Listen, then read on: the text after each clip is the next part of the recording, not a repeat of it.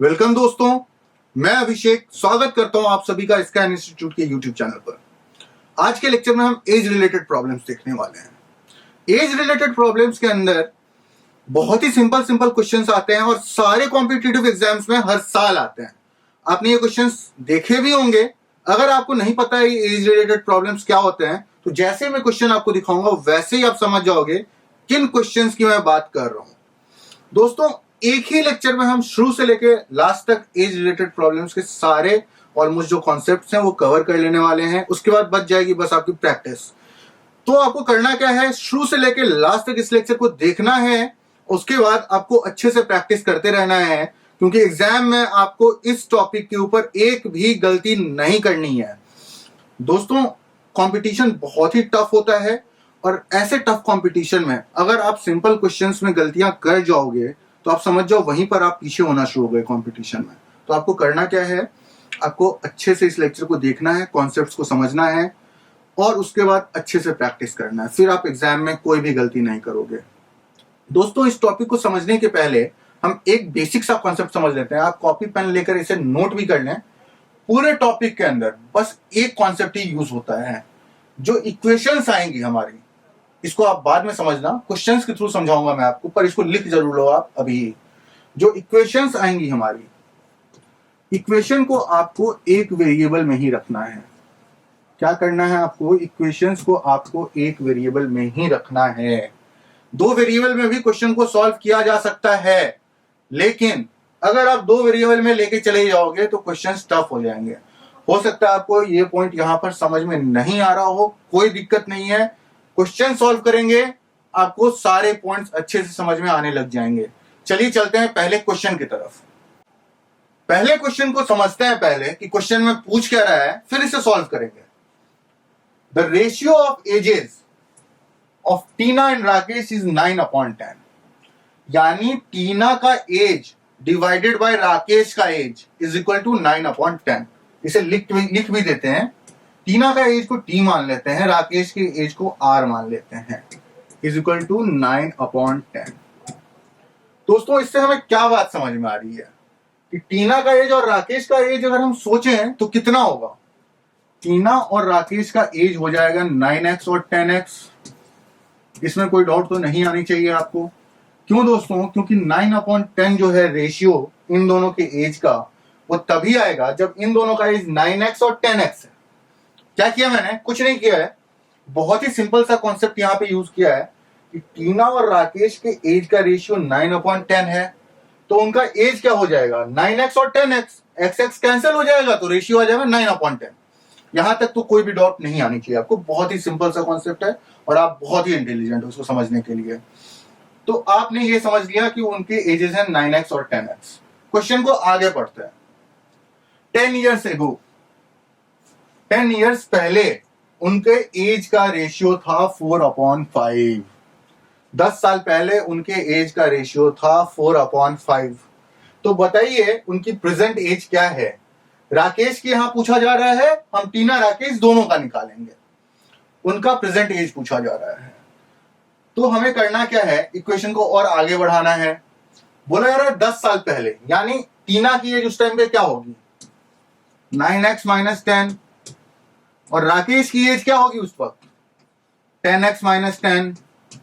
क्यों, आज का एज उनका 9x और 10x है, तो 10 साल पहले उनका एज होगा 9x - 10 और 10x - 10। ये तो बिल्कुल क्लियर है। वो रेशियो में क्या दे दिया गया है, 4/5। वो रेशियो में दे दिया गया है 4/5। कुछ नहीं करना है, इक्वेशन सॉल्व कर देना है। ये इक्वेशन को आप लिखें, अगर ये 5 इधर जाके मल्टीप्लाई हो जाएगा, यानी 5 9 45, 45x - 50 इज इक्वल टू 4 इधर आ जाएगा, ये उछल के इधर चला जाएगा और 4 से मल्टीप्लाई हो जाएगा। 40x - 40, 40x - 40। दोस्तों, तो क्या आ जाएगा, इक्वेशन को अगर इसे हम और भी शॉर्टन कर लें, इक्वेशन को अगर यहां से हम और शॉर्टन कर लें तो 40x इधर चला जाएगा, यानी माइनस हो जाएगा, तो 5x इज इक्वल टू, और 50 इधर चला जाएगा 10। तो दोस्तों आ गया 5x इज इक्वल टू 10, यानी x आ गया 2। लेकिन दोस्तों हमारा आंसर अभी भी नहीं आया है। हमारा आंसर अभी भी नहीं आया है। हमारा आंसर क्यों नहीं आया है? क्योंकि उनका प्रेजेंट एज पूछा जा रहा है। तो बस अब तो क्वेश्चन कुछ भी नहीं है ना। पूछा गया राकेश का प्रेजेंट एज 10x है उसका, 10x यानी हो गया उसका एज 20, और टीना का प्रेजेंट एज हो गया 18। तो क्वेश्चन को ध्यान से पढ़ें, जिसका एज आपसे पूछा जा रहा है उसी को आप ऑप्शन में करेक्ट करें। 18 भी ऑप्शन में जरूर दिया गया होगा। अगर आपने टीना के एज को करेक्ट कर दिया तो वो आपका आंसर गलत हो जाएगा। तो क्वेश्चन को अच्छे से पढ़ें, अच्छे से समझें और उसके बाद ये आंसर मार्क करें। तो मैंने आपसे क्या बोला था कि एक वेरिएबल इक्वेशन को ले आना है। मैंने क्या किया यहां पर, एक्स ही तो एकमात्र वेरिएबल है ना, एक्स ही एकमात्र वेरिएबल है। मैंने बस एक काम किया है, इस तरीके से मैंने इक्वेशन को लिखा है कि एक वेरिएबल में ही अपना इक्वेशन आ जाएगा। जैसे एक वेरिएबल इक्वेशन आ जाएगा फिर तो वो लीनियर इक्वेशन हो गया इन वन वेरिएबल। वो बहुत सिंपल होता है, इजीली सॉल्व कर लेते हैं उसे, जैसे हमने यहां पर सॉल्व किया था। दोस्तों चलिए चलते हैं दूसरे क्वेश्चन की तरफ ताकि हमें और अच्छे से चीजें समझ में आए। ये रहा हमारा दूसरा क्वेश्चन। इस क्वेश्चन में क्या लिखा हुआ है, age of father 10 years ago, यानी फादर की एज 10 साल पहले was thrice the age of his son, यानी 10 साल पहले फादर की एज जो थी उनके सन के 3 times थी। 10 years hence father's age will be twice that of his son, यानी 10 साल बाद 10 years hence यानी 10 साल बाद फादर की एज जो होगी वो ट्वाइस होगी उनके सन के। पूछा क्या जा रहा है अब, find the ratio of their present ages. उनका प्रेजेंट एज नहीं पूछा जा रहा है, उनका रेशियो पूछा जा रहा है। रेशियो को आप स्टार लगा लें, रेशियो पूछा जा रहा है। क्वेश्चन को बार बार बता रहा हूं मैं, अच्छे से पढ़ना है, नहीं तो आप सारी मेहनत कर जाओगे और आपको माइनस नेगेटिव में मार्क्स मिल जाएगा उसमें। तो क्वेश्चन को अच्छे से पढ़ें, उसके बाद ही आप आंसर लगाएं। इस क्वेश्चन को देखते हैं, सॉल्व करना शुरू करते हैं। 10 साल पहले 10 years ago, 10 years ago क्या बोला जा रहा है, अगर सन की एज है x तो फादर की एज कितनी हो जाएगी 3x। दोस्तों 10 years ago ये चीज बोला जा रहा है। अब हम देखते हैं दूसरे सेंटेंस में क्या लिखा हुआ है, 10 years hence यानी 10 साल बाद, 10 साल बाद फादर की एज डबल होगी उनके सन के प्रोपोर्शन में। तो 10 साल बाद 10 years hence। दूसरा इक्वेशन भी लिख लेते हैं। पहले हम ये देखते हैं फादर की एज क्या होगी 10 years hence। फादर की एज होगी 3x प्लस 20। क्यों 20 समझाता हूं मैं आपको। वैसे तो आप बहुत ही इंटेलिजेंट हो, समझ भी चुके होंगे, पर 10 साल पहले उनकी एज थी 3x, अभी के टाइम उनकी एज होगी 3x प्लस 10, और 10 साल बाद उनकी एज होगी 3x प्लस 10 प्लस 10 यानी 3x प्लस 20। रिपीट करता हूं मैं, 10 साल पहले उनकी एज थी 3x, अभी के टाइम उनकी एज होगी 3x प्लस 10 यानी 10 साल बाद उनकी एज हो जाएगी 3x प्लस 20। ठीक है यहां तक। अब हम सन का एज देखते हैं। इसी तरह सन का भी एज क्या हो जाएगा, 10 साल पहले अगर x था, 10 साल पहले अगर x था तो हो जाएगा x प्लस 20। दोस्तों ये तो एज आ गई उनकी। इक्वेशन में क्या दे रखा है, 10 साल बाद फादर की एज जो है वो ट्वाइस होगी सन के, यानी फादर की age 3x plus 20 is equal to 2 into x plus 20। यही तो हो गया ना। ये हो गई फादर की एज, ये हो गई सन की एज। सन की एज को अगर 2 से मल्टीप्लाई करेंगे तो फादर की एज के बराबर आ जाएगी। एक वेरिएबल में इक्वेशन है, सॉल्व करना बहुत ही इजी हो चुका है। सॉल्व करते हैं इसे जल्दी से। 3x plus 20 is equal to 4x, pardon me, ये 2x हो जाएगा plus 40, 2x plus 40। 3x plus 20 is equal to 2x plus 40। 2x इधर आ जाएगा, हो जाएगा x। x is equal to ये 2x इधर आ गया, माइनस में बदल गया, 3x minus 2x is equal to x। ये 20 उधर चला जाएगा, माइनस में चला जाएगा, 40 माइनस 20 इज इक्वल टू 20। तो दोस्तों x हो गया 20। हमारा आंसर अभी तक नहीं आया है। 10 साल पहले फादर की एज थी 60 ईयर्स, सन की एज हो गई 20, फादर की हो गई 60। तो अभी के टाइम में उनके एज का रेशियो पूछ रहा है, तो अभी के टाइम में उनका एज का रेशियो क्या हो जाएगा? सन की एज हो जाएगी 30 और फादर की हो जाएगी 70, यानी 3:7। 3/7 दोस्तों आंसर हो जाएगा इस क्वेश्चन का। तो हमने क्या किया, मैंने आपको बार बार बोला है यही आंसर है। मैंने बार बार बोला है आपको इक्वेशन एक वेरिएबल में लाना है। जैसे ही हम एक वेरिएबल में इक्वेशन को लाते हैं, ये linear equation in one variable हो जाता है, फिर तो हम इसे इजीली सॉल्व कर सकते हैं। तो हमारा इस क्वेश्चन का आंसर आ गया है दोस्तों। अब एक और क्वेश्चन लेके देखते हैं, चलते हैं तीसरे क्वेश्चन की तरफ। ये है हमारा तीसरा क्वेश्चन। पहले क्वेश्चन को पढ़ के समझते हैं, फिर इसे सॉल्व करेंगे। The ages of 2 person differ by 16 years, यानी अगर एक की एज x है तो दूसरी की एज है x + 16, तभी तो उनके एज के बीच का डिफरेंस 16 ईयर्स होगा ना। If 6 years ago the elder one be 3 times as old as the younger one, find their present ages। तो उनके प्रेजेंट एज का पता लगाना है हमें। 6 साल पहले एल्डर वन कौन है यहां पर? ये है एल्डर वन। उसका एज जो था 3 टाइम्स था यंगर वन के, यानी कि x + 10। x + 10 कैसे आ गया? x + 16 - 6। 6 साल पहले की बात हो रही है। x + 16 - 6 = x + 10। ये था ओल्डर वन का एज 6 साल पहले। अब यंगर वन का देखें अगर एज, तो x तो अभी है तो x - 6 हो जाएगा।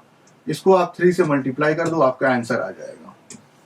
क्यों आपका आंसर आ जाएगा? क्योंकि 6 साल पहले यंगर वन का एज था x - 6, 3 टाइम्स था उसके एज के बड़े वाले का एज, यानी x + 10 = 3 × x - 6। इसे सॉल्व कर लिया हमने। x + 10 आ गया लेफ्ट साइड में, = 3x - 18। दोस्तों 2x = 28, 2x = 28, यानी x = 14। अगर एक का एज है 14 साल तो बड़े वाले का कितना हो जाएगा? 30 ईयर्स। x + 16 = 30। तो उनके एजेस जो हैं वो हैं 14 और 30। ये हो जाएगा आपका आंसर। तो हमने क्या किया है? हमने बहुत सिंपल तरीके से सॉल्व किया है। 16 साल उनके एज के बीच का डिफरेंस है। तो अगर एक का एज है x, दूसरे का एज है x + 16, 6 साल पहले, तो इसका एज कितना हो जाएगा? 6 साल पहले, 6 years before, 6 years ago इसका एज हो जाएगा x + 16 - 6, यानी x + 10। x + 10 किसके बराबर है? 3 times the age of younger one, यानी यंगर वन के एज के 3 टाइम्स।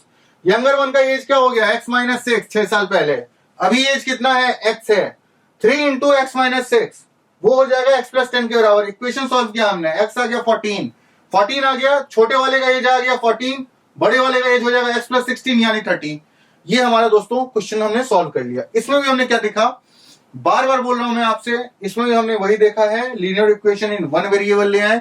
जैसे ही एक वेरिएबल में आप इक्वेशन को ले आते हो, जो कि हम यहां पर ले आए हैं, वैसे ही आपका क्वेश्चन सॉल्व हो जाता है। आपको हर क्वेश्चन के अंदर इस टॉपिक के यही करना है दोस्तों। चलिए एक और आखिरी सवाल देख करके इस लेक्चर को हम कंक्लूड करते हैं। चलते हैं चौथे और आखिरी सवाल की तरफ। दोस्तों ये है चौथा और आखिरी क्वेश्चन इस लेक्चर का। पहले क्वेश्चन को समझते हैं, फिर इसे सॉल्व करेंगे। हमेशा आप भी यही किया करें, पहले क्वेश्चन को अच्छे से पढ़ें, क्वेश्चन को समझें, क्वेश्चन में क्या पूछा जा रहा है आपको वो आंसर निकालना है। तो इसलिए ताकि आप एग्जाम में गलती से भी आप सिली मिस्टेक नहीं करें, इसलिए मैं आपसे बार बार बोलता हूं क्वेश्चन को अच्छे से पढ़ें। क्वेश्चन को पढ़ते हैं, पहले समझते हैं, फिर इसे सॉल्व करेंगे। रीनूज as after 6 years will be 3/7 of her father's age, यानी रीनू का एज 6 साल बाद 3/7 होगा उसके फादर के एज के। ठीक है, 10 साल पहले उनके एज का रेशियो था 1/5। तो रीनू के फादर का प्रेजेंट एज पूछ रहा है, रीनू का एज नहीं पूछ रहा है, ये रीनू के फादर का प्रेजेंट एज पूछ रहा है। दोस्तों 10 साल पहले 10 ईयर्स एगो उनका एज का रेशियो क्या था 1/5। ये सिंपल सा दिख रहा है, हम इसे उठाएंगे x और 5x। अब समझ गए होगे हमें सिंपल इक्वेशंस को पहले उठाना है और फिर वो थोड़ा सा कॉम्प्लेक्स होके एक वेरिएबल में इक्वेशन आ जाएगा, फिर उसे सॉल्व कर लेना है। तो 10 ईयर्स एगो क्या था भाई, रीनू का उसके फादर के एज का रेशियो 1/5 था। इसे क्या लिख सकते हैं, रीनू और उसके फादर के एज का रेशियो लिख सकते हैं x और 5x। रीनू का एज x हो गया तो उसके फादर का एज हो गया 5x। ये 10 साल पहले की बात हो रही है। अब 6 इयर्स आफ्टर यानी 6 साल बाद, 6 इयर्स के बाद, अभी से 6 साल बाद, यानी ये 10 और 16 साल बाद की बात कर रहा है। यहां से इस पॉइंट से ये 16 साल बाद की बात कर रहा है। क्यों, ये 10 साल पहले की बात है, अभी 10 साल बीत चुके हैं, और 6 साल बाद यानी 10 और 6 मिलाकर के 16 साल बाद क्या हो रहा है। इस पॉइंट से 16 साल बाद रीनू का एज जो हो जाएगा 3/7 हो जाएगा उसके फादर के एज के बराबर। तो पहले तो हम ये देखते हैं रीनू का एज जो है वो 16 साल बाद कितना हो जाएगा। ये अगर एक्स है तो 6 साल बाद, प्रेजेंट के 6 साल बाद अभी कितना एज हो चुका है उसका। 10 साल पहले उसका एज एक्स था, अभी उसका एज हो चुका है x + 10। 6 साल बाद उसका एज हो जाएगा x + 16। कोई भी डाउट नहीं आनी चाहिए, बहुत सिंपल सा है। 10 साल पहले रीनू का एज था x, अभी के टाइम है x + 10। 6 साल बाद की बात हो रही है तो x + 16 उसका एज हो गया। उसके फादर का एज अगर हम देखें, उसके फादर का एज 10 साल पहले 5x था, 10 साल पहले 5x, तो अभी कितना हो जाएगा 5x + 10, और 6 साल बाद की बात हो रही है यानी 5x + 16। ये दोनों का एज आ चुका है, ये रीनू का एज आ गया और ये रीनू के फादर का एज आ गया। ये उन दोनों का एज आ चुका है। इक्वेशन में क्या दे रखा है, 3/7 है। ये जो है इसका 3/7 है, यानी x + 16 = 3/7 × 5x + 16। कुछ नहीं, वन वेरिएबल में इक्वेशन आ गया है, सॉल्व कर देना है। 7 इधर चला जाएगा, 7x + 16 7 112 = 15x + 48।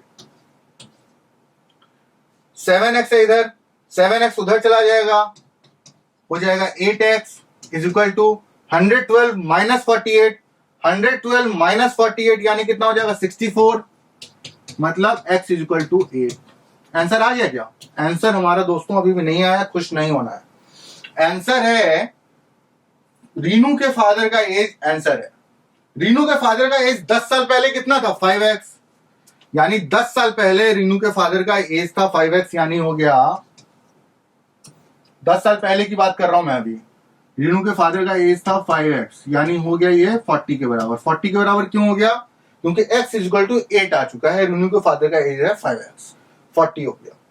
10 साल बीत चुके हैं, अभी के टाइम पे उसके फादर का एज पूछ रहा है, यानी 10 साल बाद, यानी आज के टाइम पे उसके फादर का एज है 40 + 10 यानी 50।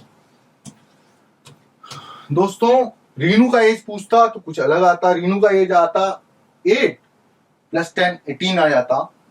इसके फादर का एज है 50 अभी के टाइम पे। तो दोस्तों आप एक चीज बिल्कुल ध्यान रखें कि क्वेश्चन आपको पहले बहुत अच्छे से पढ़ना है, उसके बाद ही आंसर लगाना। अगर आप गलती से 18 लगा के आ गए, आपकी सारी मेहनत पे पानी फिर जाएगा।